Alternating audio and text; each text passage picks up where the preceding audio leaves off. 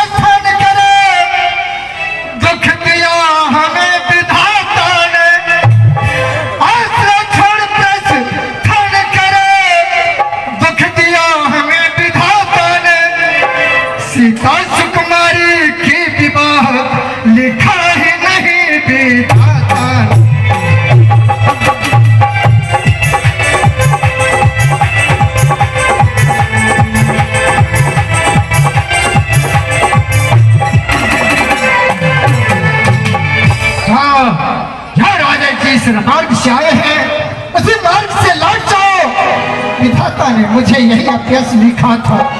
क्या करूं मैं, क्या कहीं न सकत रघुबीर डर लगे बचल जनुपान। नाई राम पद कमल सिंधु बोले गिरा प्रमाण। महाराज जनक सावधान, देश से आए हुए राजागण, इस पृथ्वी पर कोई ऐसा वीर नहीं प्रभु श्री राम के रहते हुए ऐसे अनुचित वाणी बोलने का साहस कर सके।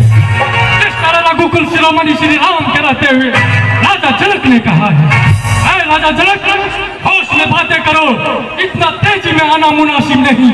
जितने राजा यहाँ इकट्ठे हुए उसे कायर बनाना मुनासिब नहीं। क्या धनुष उठाने को कहते, मैं करके अभी दिखला डालूं। ब्रह्मांड को गेंद के समान उठा पल भर में अभी घुमा डालूं। को थल और थल को चल कर दूं, ले आऊं चांद सितारों को, सुरमे की तरफ पिछ डालूं मैं पृथ्वी और पहाड़ों को। मेरा स्वभाव तो ऐसा है, कभी अनहोनी ना होगी। जिस दिन वीर नहीं होगा उस दिन पृथ्वी नहीं होगी।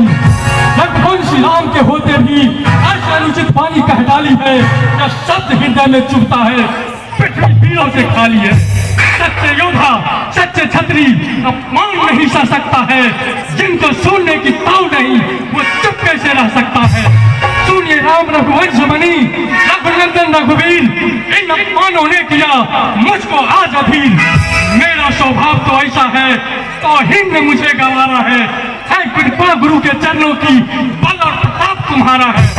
ये सरा गला धमसा ना चीज किस गिनती का है, सैकड़ों कोस तक ले दौड़ूं इतना तो दम उंगली। अरे पीना है भंग भी ना तो मेरी होलिया तंग हो जाती तो है। ये सुनिए पंडित जी, सबसे पहले भंग का महत्व मैं कहूंगा। कहिए। भंग नीली, भंग